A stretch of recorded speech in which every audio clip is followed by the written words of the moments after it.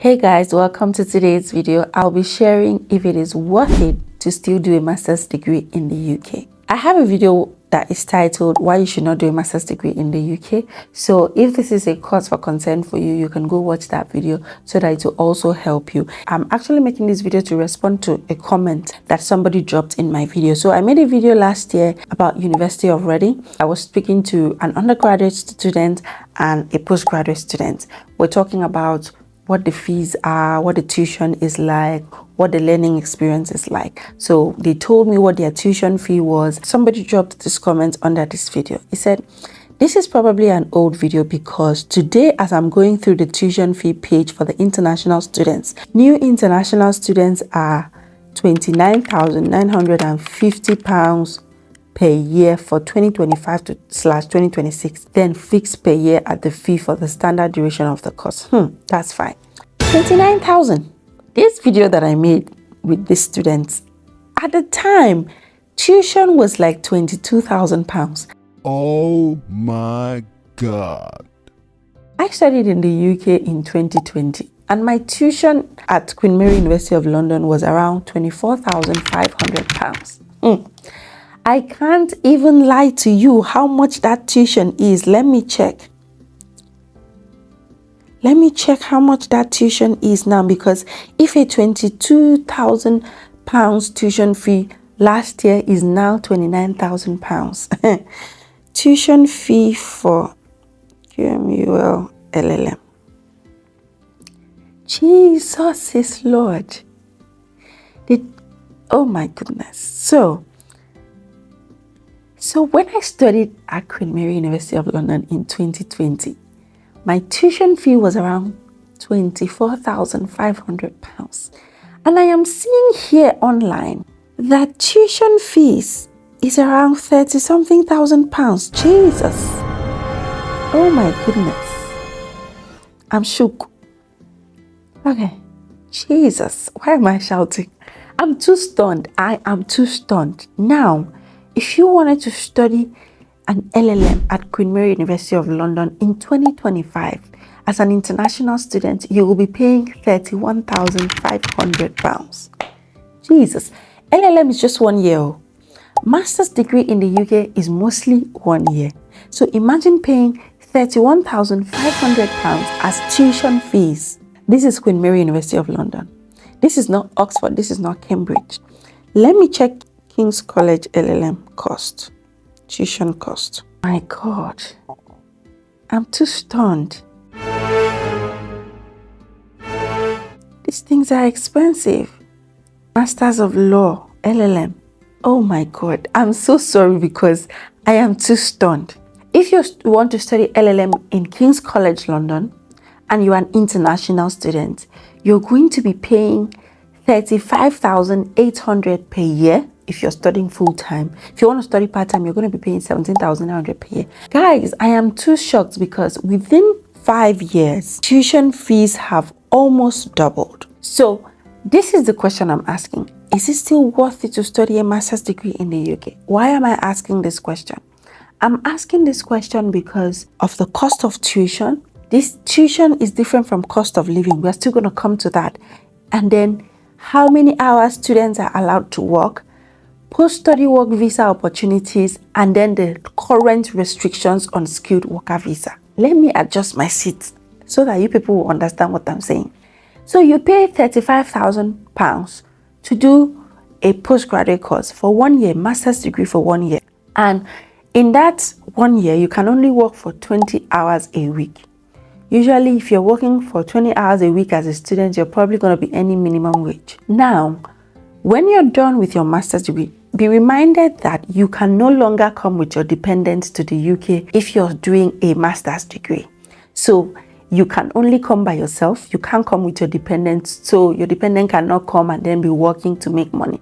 You are by yourself. You cannot come with your dependents. Now, you are now going to come on paid 31 to 35,000 depending on the school that you go to. And you will now work 20 hours a week. When you're done with your studies, you are going to apply for post-study work visa. because assuming that you are not able to get a skilled worker visa, you're not able to get a sponsored job before the expiration of your student visa, you're going to pay for a post-study visa, which is 2 years for master's degree. 2 years for master's degree and 3 years for PhD. Post-study work visa is around, by the time you pay for 2 years visa and 2 years health insurance. Health insurance is about £1,035 per year. So you're going to pay about £2,070 for health insurance for 2 years, and then you're going to pay visa fees of around £750. And then that's around almost £3,000 for your post-study work visa. And in these 2 years, you have to start looking for a job that will sponsor your skilled worker visa. So when you get a post-study visa, you can work with any employer. When your post-study work visa expires, you have 2 options. You either switch it to another work visa or you leave the UK, because you cannot renew your post-study work visa. Based on current realities, the UK government changed the rules for skilled worker visa. Before now, if you were able to earn £26,100 in your job, your employer could give you a skilled worker visa. That is, if the employer is a registered licensed employer to sponsor immigrants. So the UK government changed the law from £26,100. They need you to now earn £37,800. Let me recap. Before April 2024, if you were an immigrant and you wanted a job in the UK and the job pays you £26,100 and the job met the skilled worker eligibility requirement, then your employer could give you certificate of sponsorship to apply for a visa to come and work for them on a skilled worker visa. But from now, from April 2024 going forward, as an immigrant, you need a job that will pay you at least $37,800 before you can get a skilled worker visa. That's not the only requirement. I have a video where I broke down all the restrictions. I'm going to link that video in the description box so you can go watch that video. Now, based on all these restrictions, I have seen a lot of people who have been looking for sponsored jobs for more than 1 year in this country. I know a friend who has left the country because she was not able to get a skilled worker visa after 2 years of working with a post-study visa. I know a friend who had to be forced to relocate to Canada because he was working with a post-study work visa and their employer did not want to sponsor them for skilled worker visa, so they were forced to move to Canada. I know people who have been looking for jobs for months for skilled worker visa and they've not gotten it. These are people who did master's degree in the UK, finished with distinctions, worked with their post-study work visa, and now they are applying for jobs to get a skilled worker visa and they've not been able to do it. What's the option they have? If at the end of 2 years, at the end of the expiry of their post-study visa, and they are not able to get a job that will sponsor their skilled worker visa or health and care visa, they are not able to switch from post-study visa to another eligible work visa, they have to exit the UK. So assuming you come to the UK and spend £31,000, £32,000, £35,000 to study, you have to pay for your accommodation. Accommodation is expensive. It is not cheap depending on the city. If you are studying in London, let's not even go there because accommodation is not cheap. So you spend around maybe £700 or £800 monthly for your accommodation. Living expenses has increased because of inflation. So when I was studying in 2020, I used to spend £200 for my living expense. You cannot try that now. I used to spend about £200 a month for my groceries. Now, don't try it. Things have doubled. Prices have doubled. You're probably going to be spending upwards of £250, £300 for your groceries every month. You're going to spend for your transportation. Train tickets are not cheap in this country. When I was studying, train tickets were cheap. Go to Trainline and check the cost of your train ticket from one city to the other. Or even within London, train tickets are expensive. For you to move from one place to another, you have to pay around £3 for a train ticket. So say you're going to be going to school every day, Monday to Friday, or let's say 4 times a week, Monday to Thursday, then you're paying almost £3 per journey. How much is that going to be? It's a lot of money. So by the time you add the tuition, the cost of living, your rent, your accommodation, your transportation, your feeding, by the time you add all of that, you end up spending around £45,000 in 1 year to study in the UK. Can you afford it? Okay, you can afford it. Is it worth it? Because say you come and spend this money and you're not guaranteed a job because When you spend all this money, oh, sorry, I did not include visa fees. Oh my goodness. Visa fees is still there. You're still going to pay visa fees because you're going to pay for 1 year IHS. You're going to pay for 1 year visa. So that's around maybe 1,500 because visa is around 400 and something pounds for students. I'm not even, let me confirm before I start saying what I don't know. So visa, UK VI student visa cost. Yes, I don't like saying things that are not verifiable. You're going to pay £490 to apply for a student visa from outside the UK. How much is IHS? So for IHS fees, you would usually go and apply, put in your details, and they're going to tell you how much. When I was applying, IHS fee was around £700, but now for skilled workers, it's £1,035 per year. So I don't know how much students are going to pay. Maybe it's going to be around 700 as well. And also remember, you're going to have to show proof of funds when you're applying for visa. Up to 9 months of proof of funds. If you're studying in London, you need to show £1,483 per month for 9 months for proof of funds. If you're studying outside London, you need to show £1,136 per month. If you're studying outside London, you're going to put all of that into your study in the UK. And then after your studies, you apply for post-study work visa, pay for it, about £3,000, pay for it. And at the end of the day, you are not able to get a job that will keep you in the country. So you have a risk, or you stand a chance to leave the country because you're not able to get a skilled worker job. Is that worth it? Is it really worth it? Make it make sense. Is it really worth it? Please, I'm not discouraging you from coming to the UK to study. I'm just opening your eyes to know the reality. A lot of people are still getting jobs. I got a job after studies. In fact, I got my job from Nigeria. So people are still getting jobs. However, you need to know that when I got my job, the restriction on the skilled worker visa was not this much. So it was relatively easier to get jobs. I got my job in 2023 from Nigeria, and I came back into the UK. I know people who have still gotten jobs this year, even with the restrictions of skilled worker visa. So I need you to know that if you insist on coming to the UK to study with this reality, you need to be very deliberate about your strategy.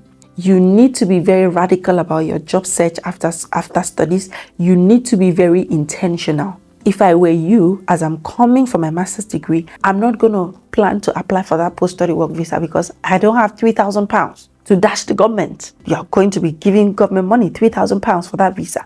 If I were you, when I step my foot into this country to start my master's program, radical job hunting, radical networking opportunities that will make sure that by the time I get my certificate from my uni for my master's degree, I make sure that I hustle as much as possible to get a skilled worker visa so that I don't have to apply for post-study work visa, which is 2 years. I will just get a skilled worker visa. I find companies that pay as high as 37,800 and above. I find them, I apply to them and make sure that I get that job because that's the only reward for your labor. So let me know what you think. If you're still going to come to the UK to study, let me know, because so many restrictions for international students and all these restrictions for skilled worker visa as well. So let me know. It is not as difficult for people that want to apply for health and care visa. So people in the healthcare sector, it's always easier for them because they can apply for health and care visa and the restrictions are lesser. Do you think it is still worth it to come and study in the UK for your master's degree, considering the fact that you cannot come with your dependent, considering how high tuition fees are now, how high the cost of living is? Do you think it's worth it? If you know that you're very resilient and you're ready to put in the work to make sure that by the time you're done with your master's degree, you're able to get that job, then welcome to come and study in the UK. I would always encourage you, look around this channel. I've done a video on how to apply to UK university. I've done a video on how to apply for UK student visa. So that's it, guys. Let me know what you think about this video. Share it to people who are very eager to come and study in the UK so that they can understand the current realities of studying in the UK. Another reason why I do not really like this whole post-study graduate visa thing is because it does not count towards your permanent residency in the UK. They don't count it. It is when you get a work visa, they start counting. So there are 2 ways you can become a permanent resident in the UK, either through the 5-year route or 10 years route. 10 years route is they'll count your student visa, your post-study work visa, and any other visa. And when you've remained in the country validly for up to 10 years, you can apply for indefinite leave to remain. But 5-year route is when you have a work visa, they start counting for 5 years, and after 5 years you're eligible to apply for indefinite leave to remain. So the restrictions are a lot, but you need to know all the circumstances so that you can make an informed decision. Note, this video is not to discourage you from coming to study in the UK. It is only to enlighten you of the current realities of studying in the UK. If this video was helpful, make sure to like, share, subscribe to this channel. There are 2 videos that I will recommend for you to watch. One is why you should not do a master's degree in the UK, and the second one is all the things you need to do to study in the UK. So if you still, after watching this video, think you really want to do a master's degree, watch that video where I break down all the steps that you need to take to be able to study in the UK, from application to visa to enrollment. And then if you're still confused if you want to study in the UK, watch the video where I shared why you should not do a master's degree in the UK. Anyways, guys, thank you so much for watching. Thank you for staying tuned. I hope this video was helpful. Make sure to like, share, drop a comment. Let me know what you think. Let me know what you think. And have you studied in the UK? Was it worth it? For me, I would say I studied in the UK and it was worth it because there was not a lot of all these restrictions, and I'm currently working on a skilled worker visa, so my experience is really different. So but going forward, for people who are still interested in coming to study in the UK, you need to evaluate the circumstances and make an informed decision. I'll catch you guys in my next video. Bye.